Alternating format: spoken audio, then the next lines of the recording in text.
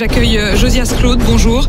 Vous êtes secrétaire départemental unité SGP Police Paris. Vous êtes notre témoin du jour et vous témoignez au fond pour votre collègue. Pourquoi ? Eh bien, parce que l'un de vos collègues a été passé à tabac dans le train alors qu'il rentrait chez lui, passé à tabac par 4 personnes qui lui auraient dit qu'il aurait traité de sale flic, qu'il aurait donc reconnu comme étant policier, et c'est de ce fait qu'il l'aurait tabassé. Qu'est-ce qu'il vous dit ? Est-ce que vous lui avez parlé depuis ? Oui, bonjour. Oui, je l'ai eu au téléphone. Il est extrêmement choqué par ce qui s'est passé. Alors, au-delà des séquelles physiques, parce qu'il a quand même été touché physiquement, il a le nez cassé, de nombreuses contusions. Il est extrêmement marqué psychologiquement, parce que ces faits se sont produits dans un train, avec d'autres personnes à bord du train.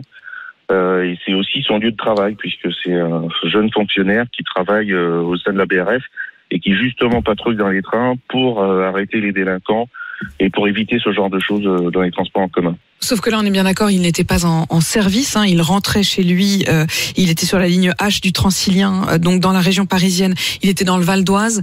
Est-ce qu'il estime que c'est vraiment parce qu'il était policier et que donc il a été ciblé ? Oui, tout à fait, il y a pas de doute là-dessus, puisqu'ils ont eu un échange avant qu'il ne se fasse agresser, où ils lui ont dit qu'ils savaient qui il était, qu'ils savaient où il travaillait, que c'était un sale flic de merde, qu'ils allaient le tuer, le dépouiller. Donc c'était ciblé en connaissance de cause, en sachant la qualité de mon collègue. Comment il explique avoir été reconnu ? Il n'y avait pas de signe distinctif qui pouvait laisser croire ou laisser voir qu'il était policier ? Non, aucun, puisqu'il était en civil, accompagné d'un autre collègue qui est descendu à la station d'avant, avant qu'il ne se fasse agresser. Mais rien ne pouvait laisser présager qu'il était policier, puisqu'ils n'ont même pas eu de conversation concernant la police ou quoi que ce soit. Il a certainement été reconnu. Ouais, ça veut dire quoi ? Il aurait été reconnu comment ? Est-ce qu'ils ont une sorte Est-ce que vous imaginez que des délinquants aient des fichiers, des images, des photos de policiers ? Alors, ces faits-là se produisent malheureusement très souvent ces temps derniers. Il y a des gens qui ont été interpellés, qui prenaient des photos de fonctionnaires qui se déplaçaient, qui sortaient de lieux de commissariat. Et lui, il bosse dans les transports, donc il a peut-être été reconnu par ces individus qui fréquentent régulièrement cette ligne, notamment au niveau de la gare du Nord et dans les transports en direction de son domicile. Évidemment, ces faits, ils résonnent particulièrement juste après ce qui s'est passé à Savigny-le-Temple. Donc le week-end dernier, avec ces tags qui mettaient en quelque sorte à prix la tête des policiers, avec des rémunérations en fonction soit carrément de la mort des policiers, soit au moins même de viol ou de tabassage. Vous vous sentez menacé aujourd'hui, vous-même d'ailleurs, Josias Claude ? Oui, il y a un climat extrêmement anxiogène qui plane. Les fonctionnaires de police ne sont pas sereins lorsqu'ils se déplacent. Aujourd'hui, vous êtes obligés de dire à vos enfants que de ne pas donner votre profession pour ne pas attirer les délinquants, qu'il ne puisse pas y avoir de choses qui puissent vous identifier.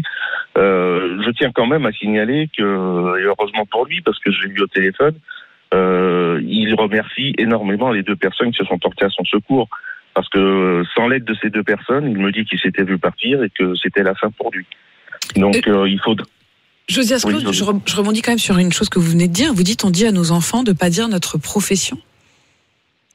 Oui, tout à fait. C'est une réalité aujourd'hui. Il y a quelques années, un fonctionnaire de police pouvait se déplacer et aller à son travail même en tenue. Aujourd'hui, c'est même interdit par la hiérarchie qui interdit de se déplacer en panaché pour ne pas être reconnu.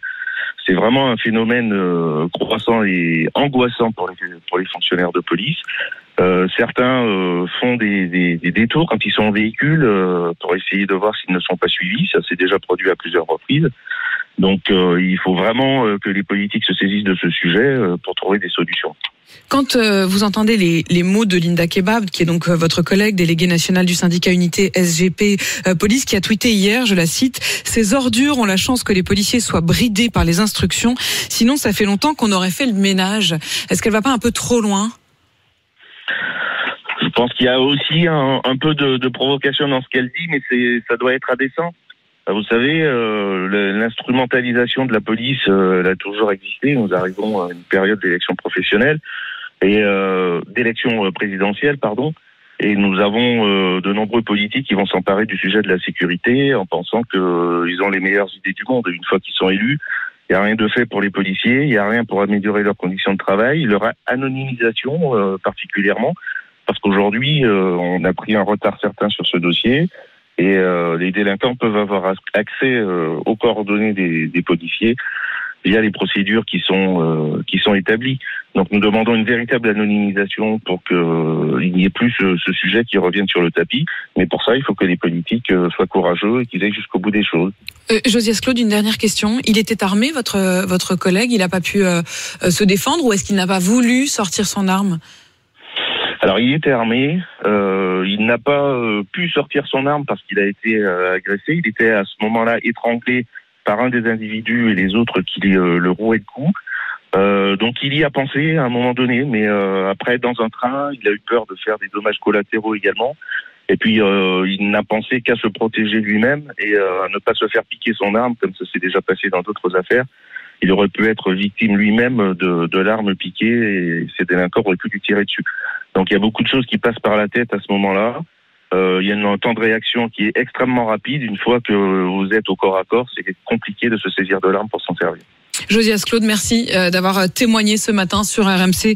Vous qui êtes donc collègue et ami de ce policier qui a été très violemment agressé dans le train au retour chez lui, et c'est frappant quand même de vous entendre dire que vous demandez maintenant à vos enfants de ne pas signaler que leurs parents sont policiers, de peur que ça puisse créer une menace. Merci à vous d'avoir témoigné. 7h21 sur RMC.